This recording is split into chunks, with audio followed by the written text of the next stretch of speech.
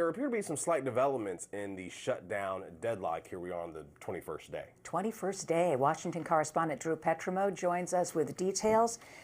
Drew, you know, everybody at this point just wants this to be over, and we're starting to see some cracks in the GOP. Tell us about that. Well, I think the major thing to talk about here is that this shutdown is dragging on so long that the effectiveness of the CR that's being considered is essentially running out. It was only supposed to pay for the government to be funded through November 21st in order to give the negotiators more time to come out with these long-term appropriations bills. But we're fastly approaching that. So what the heck is the point of the closer you get to that date, spending all this time and energy to pass a bill when you're going to have to come back on November 21st, right before the Thanksgiving holiday, when everyone's trying to get out of town, and vote again on what could be another controversial package. So there's some talk now, you know, the House has been out since it passed the CR, letting the Senate do its, kind of putting the ball in the Senate's court. But if they have to pass a new bill, the House would have to come back in. So does that shake things up? Hey, as long as the House is in town, maybe you consider these ACA subsidies that we've been arguing about could change the dynamics a little bit. But for now, we're kind of still stuck in this same back and forth between the two parties. Yeah, Senate Majority Leader John Thune said to his colleague Mike Johnson, hey, bring him back into town so we can get this thing figured out. Here's what Thune had to say. Every day that passes, we've got less time to fund the government. If you're somebody who actually does care about the normal appropriations process, and I think there are a lot of Democrats who do, every week that drags by, it gets harder. Let's listen to Minority Leader Chuck Schumer talking about the health care crisis Democrats are trying to avoid here and the House GOP being out of town. Our country is staring down the barrel of a health care catastrophe, and Republicans will spend this week either vacationing or holding pep rallies at the White House. It's been over a month since the House of Representatives even took a single roll call vote.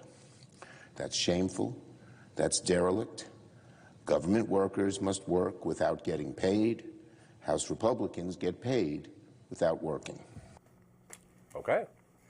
We talk about the pressure and where it's building on lawmakers. Haley was just talking about congestion at the airports. That's one of the major sticking points. It affects people in real life. We were talking before I came on about the business impact. Small business owners feeling the pinch of not having the government open, not being able to get things approved that they have to have government approval for. Just the uncertainty it creates in the market is causing some problems. But so far, I'd say, you know, there hasn't been broad pain where everybody, I've talked to another person over the weekend that still wasn't asking me, is the government still shut down? Are we still doing the shutdown thing? So I think that kind of keeps giving us an idea of, we talked about from the beginning that the longer the shutdown goes on, the more pain is felt. More workers that aren't getting paid to do air traffic control, the more they call in sick, the more flights are delayed. So it builds up over time, and eventually you could reach a tipping point, but I don't think we're there yet. And Head Start programs are supposed to be running out of money at the end of the month. And even now, you know, they've been struggling to get by.